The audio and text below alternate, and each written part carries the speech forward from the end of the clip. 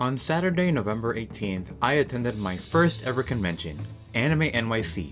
I was inspired by a good friend of mine to attend, despite only being a casual consumer of anime. I've only seen 5 in the past 2 years.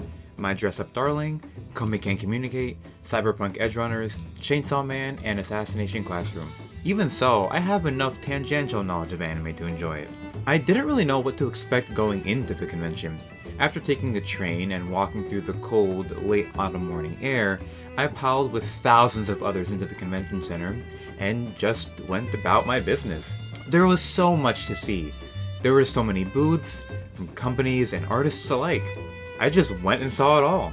Crunchyroll, Kinokuniya, and even the official AnimeNYC merch store. As I wandered about, I, obviously, encountered a ton of people in cosplay. Some were classic and simple, others were more elaborate and funny. It actually makes me want to cosplay myself. There's a part of me that's too timid to try it out, being that, in a way, it draws attention to oneself, at least when taking the train or walking through the streets of New York. But here, everyone's cosplaying, and everyone's having a good time. Heck, I even saw kids in costumes, so if they can do it, why can't I? I even spoke with someone in a Tanjiro cosplay, and he said that cosplay can even be a casual thing, nothing serious.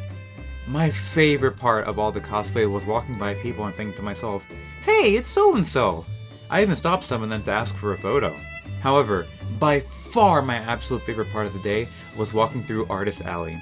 I had 3 artists whose booths I wanted to visit, and so much of my day was taken up by simply walking through the alley and exploring what artists were there and what they had to sell. The first artist I visited was J.K.5. He has a very recognizable style, namely with the way he designs eyes. When I spoke to him, I actually got really nervous and started fanboying a little. I told him that I love his work, his style, and that it serves as a huge inspiration for me. We spoke briefly on the nature of the artist's journey, and he wished me luck on mine. He was so kind and patient, and it was amazing to see him. Next was Christian Angel. This guy's work looks like it belongs in churches. He was very soft-spoken, but humble and very grateful that I told him that his work, too, also inspires me and leaves me in awe when I see it. When I was waiting for my turn at his booth, I overheard someone behind me talk themselves out of buying one of his prints because they can just buy it online, which, I mean, sure, yeah, that's technically true, but I feel that that's a disservice to the artist.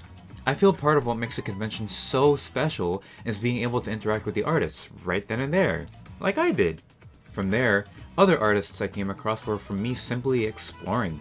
I came across Quirkalicious and spoke with him about how long I had been following him in his work. I even had a conversation with him about his One Piece print, which he made as a tribute for a friend that had passed away, and I asked him what his favorite thing about said friend was. I came across and found Ox Koza's booth. I want to give her a shout out. I had a great conversation with her about art. I told her about how I recognized some of her displayed work as I had seen it on Twitter. We spoke a bit on games, how long she had been doing art professionally, and I told her as well that her work inspires me. Believe me, it sounds like I'm repeating myself when I say that, but it's true. All of this work inspires me. Ox, as she liked to be called, was very sweet. And we spoke a bit about her experiences with the convention, art, the process, gaming, and such. She was super sweet and was actually very kind, just like J.K.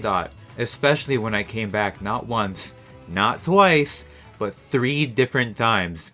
I initially bought some things and had a great conversation with her, returned to thank her for being an inspiration as I was leaving, then returned again to ask her to sign my stuff. Part of me feared that I was being annoying, but I think they enjoyed chatting with fans.